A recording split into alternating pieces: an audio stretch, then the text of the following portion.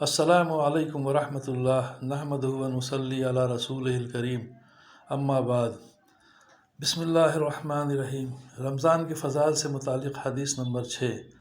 اللہم صلی علی محمد وعلی آل محمد وبارک وسلم۔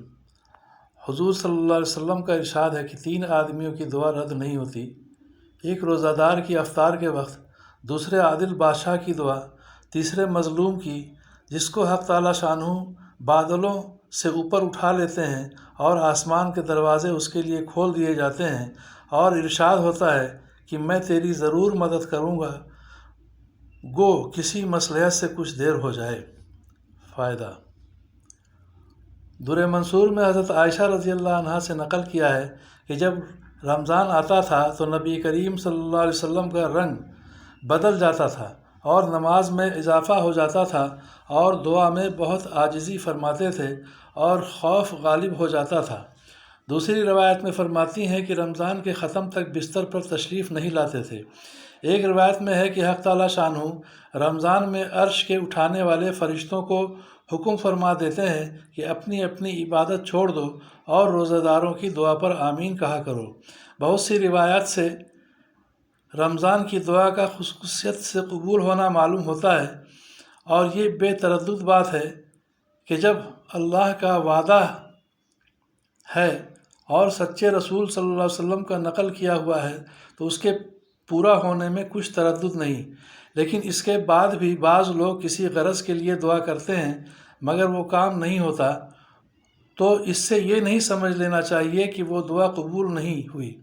بلکہ دعا کے قبول ہونے کے معنی سمجھ لینا چاہیے۔ نبی کریم صلی اللہ علیہ وسلم کا ارشاد ہے کہ جب مسلمان دعا کرتا ہے بشرطے کہ قطع رحمی یا کسی گناہ کی دعا نہ کرے تو حق تعالی شانہ کے یہاں سے 3 چیزوں میں سے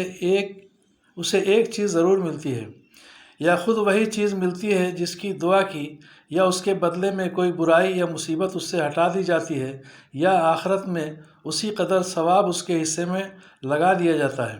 ایک حدیث میں آیا ہے کہ قیامت کے دن حق تعالی شانہ بندہ کو بلا کر ارشاد فرمائیں گے کہ اے میرے بندے، میں نے تجھے دعا کرنے کا حکم دیا تھا اور اس کے قبول کرنے کا وعدہ کیا تھا، تم نے مجھ سے دعا مانگی تھی۔ وہ عرض کرے گا کہ مانگی تھی۔ اس پر ارشاد ہوگا کہ تو نے کوئی دعا ایسی نہیں کی جس کو میں نے قبول نہ کیا ہو، تو نے فلاں دعا مانگی تھی، فلاں تکلیف ہٹا دی جاوے، میں نے اس کو دنیا میں پورا کر دیا تھا، اور فلاں غم کے دفع ہونے کے لیے دعا کی تھی مگر اس کا اثر کچھ تجھے معلوم نہیں ہوا، میں نے اس کے بدلے میں فلاں اجر و ثواب تیرے لیے متعین کیا۔ حضور صلی اللہ علیہ وسلم ارشاد فرماتے ہیں کہ اس کو ہر دعا یاد کرائی جائے گی اور اس کا دنیا میں پورا ہونا یا آخرت میں اس کا عوض بتلایا جائے گا۔ اس اجر و ثواب کی کثرت کو دیکھ کر بندہ اس کی تمنا کرے گا کہ کاش دنیا میں اس کی کوئی دعا بھی پوری نہ ہوتی کہ یہاں اس کا اس قدر اجر ملتا۔ غرض دعا نہایت ہی اہم چیز ہے، اس کی طرف سے غفلت بڑے سخت نقصان اور خسارہ کی بات ہے، اور ظاہر میں اگر قبول کے آثار نہ دیکھیں تو بددل نہ ہونا چاہیے۔ اس رسالہ کے ختم پر جو لمبی حدیث آ رہی ہے اس سے بھی یہ معلوم ہوتا ہے کہ اس میں بھی حق تعالی شانہ بندہ ہی کے مصالح پر نظر فرماتے ہیں۔ اگر اس کے لیے اس چیز کا عطا فرمانا مصلحت ہوتا ہے تو مرحمت فرماتے ہیں،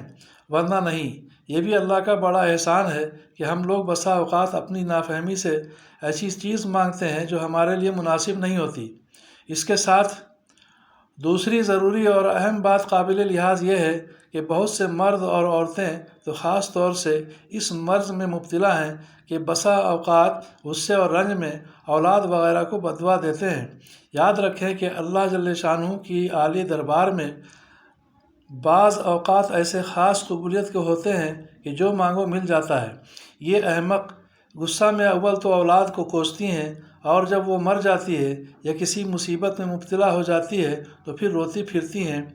اور اس کا خیال بھی نہیں آتا کہ یہ مصیبت خود ہی اپنی بددعا سے مانگی ہے۔ نبی کریم صلی اللہ علیہ وسلم کا ارشاد ہے کہ اپنی جانوں اور اولاد کو نیز مال اور خادموں کو بددعا نہ دیا کرو، مبادا اللہ کے کسی ایسے خاص وقت میں واقع ہو جائے جو قبولیت کا ہے۔ بالخصوص رمضان المبارک کا تمام مہینہ تو بہت ہی خاص وقت ہے، اس میں اہتمام سے بچنے کی کوشش اشد ضروری ہے۔ حضرت عمر رضی اللہ عنہ حضور اکرم صلی اللہ علیہ وسلم سے نقل کرتے ہیں کہ رمضان المبارک میں اللہ کو یاد کرنے والا شخص بخشایا ہے اور اللہ سے مانگنے والا نامراد نہیں رہتا۔ حضرت ابن مسعود رضی اللہ عنہ کی ایک روایت سے ترغیب میں نقل کیا ہے کہ رمضان کی ہر رات میں ایک منادی پکارتا ہے کہ اے خیر کی تلاش کرنے والے متوجہ ہو اور آگے بڑھ، اور اے برائی کے طلبگار بس کر اور آنکھیں کھول۔ اس کے بعد وہ فرشتہ کہتا ہے کہ کوئی مغفرت کا چاہنے والا ہے کہ اس کی مغفرت کی جائے، کوئی توبہ کرنے والا ہے کہ اس کی توبہ قبول کی جائے، کوئی دعا کرنے والا ہے کہ اس کی دعا قبول کی جائے، کوئی مانگنے والا ہے کہ اس کا سوال پورا کیا جائے۔ اس سب کے بعد یہ امر بھی نہایت ضروری اور قابل لحاظ ہے کہ دعا کے قبول ہونے کے لیے کچھ شرائط بھی وارد ہوئی ہیں کہ ان کے فوت ہونے سے بسا اوقات دعا رد کر دی جاتی ہے۔ من جملہ ان کے حرام غذا ہے کہ اس کی وجہ سے بھی دعا رد ہو جاتی ہے۔ نبی کریم صلی اللہ علیہ وسلم کا ارشاد ہے کہ بہت سے پریشان حال آسمان کی طرف ہاتھ کھینچ کر دعا مانگتے ہیں اور یا رب یا رب کرتے ہیں، مگر کھانا حرام، پینا حرام، لباس حرام، ایسی حالت میں کہاں دعا قبول ہو سکتی ہے؟ مورخین نے لکھا ہے کہ کوفہ میں مستجاب الدعا یعنی ایسے لوگ جن کی دعا فوراً قبول ہوتی ہے۔ مستجاب الدعا لوگوں کی ایک جماعت تھی، جب کوئی حاکم ان پر مسلط ہوتا تو اس کے لیے بد دعا کرتے وہ ہلاک ہو جاتا۔ حجاج ظالم کا جب وہاں تسلط ہوا تو اس نے ایک دعوت کی جس میں ان حضرات کو خاص طور سے شریک کیا، اور جب کھانے سے فارغ ہو چکے تو اس نے کہا کہ میں ان لوگوں کی بد دعا سے محفوظ ہو گیا کہ حرام کی روزی ان کے پیٹ میں داخل ہو گئی۔ اس کے ساتھ ہمارے زمانے کی حلال روزی پر بھی ایک نگاہ ڈالی جائے، جہاں ہر وقت سود تک کے جواز کی کوشش جاری ہے۔ ملازمین رشوت کو اور تاجر دھوکہ دینے کو بہتر سمجھتے ہوں۔ اللہ تعالی ہمیں حرام رزق سے محفوظ فرمائے اور حلال رزق ہمارے لیے آسان فرما دے۔ اللہ کہنے سننے سے زیادہ عمل کی توفیق نصیب فرمائے، آمین یا رب العالمین۔